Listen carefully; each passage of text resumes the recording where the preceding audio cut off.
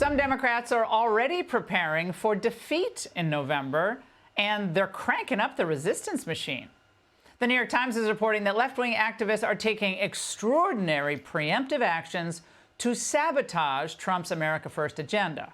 Groups like the ACLU, CAP Action Fund are planning a series of moves to stop the implementation of everything from Trump's mass deportation program to ending the EV mandates to ramping up oil and gas.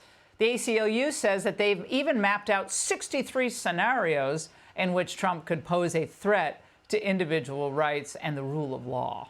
We need to lay out a plan for what if the worst threats were to come to pass. Donald Trump gets a second term in office, he will have enormous powers. They're going to be much more rigorous, so we've got to be ready. And so that's what our lawyers right now are mapping out the cases, the theories. I'll be candid here. After Trump won and there were demonstrations and there was some litigation, there was little coordination between the activist base and the legal base. And we have to close the daylight between those spaces. Well, the big defenders of democracy. Joining me now, Arkansas Senator Tom Cotton. Senator, I mean, none of this is really surprising. Conservative groups, they try to stop, what the Democrat presidents do as well with a variety of things. But I think more interesting is, what advice would you give to the Trump team, knowing the resistance is out there, for his first 100 days? Yeah, Laura, it's not surprising at all. I have to say the only thing I agree with all of these people on is that they need to be prepared for defeat this November. You saw another example today of Joe Biden putting the interest of illegal aliens ahead of Americans by giving a mass amnesty program without legal authority. We knew that these left-wing activists and governors would swing into action once President Trump wins, try to handcuff his actions. Look at the issues on which they care most about, though. The one thing that article talks most about is immigration. And, of course, who are they going to go to bat for?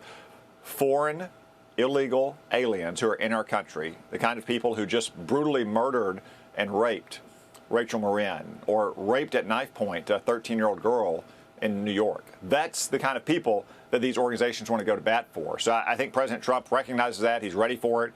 He's got a great team around him. They're going to hit the ground running in 2025, and they're going to make sure the actions they take are legally airtight and they're litigated promptly to a resolution that supports the American people, doesn't support the interests of foreigners. Well, Senator, House Democrats set up a task force to deal with Trump should he win. What?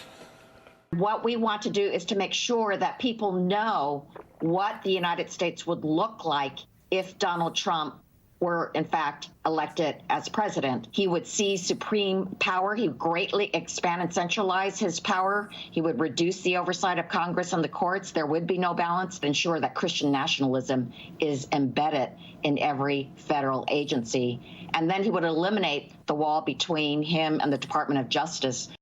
Oh, my God, it's so boring. I mean, first of all, she's reading. I love how she's on television. She's reading a screen. So what will America look like? She has to make sure everyone knows what it will look like.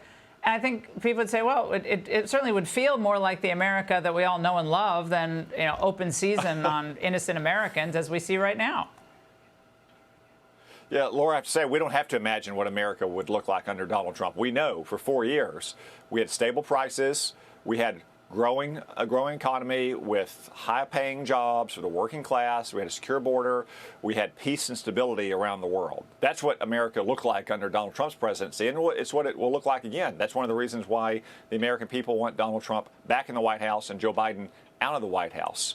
I have to say that so many of the people mention this article and who talk about the resistance, they just sound like Trump-deranged lunatics. I mean, they're losers who are running a morality play in their own mind in which they're the protagonist. I think a lot of these liberals like to imagine what they would be like in Germany in the 1930s, but we know what they would be like. They're trying to lock up their political opponents. Street militias are marching outside the homes of Supreme Court justices. And now they are using any tactic to try to win.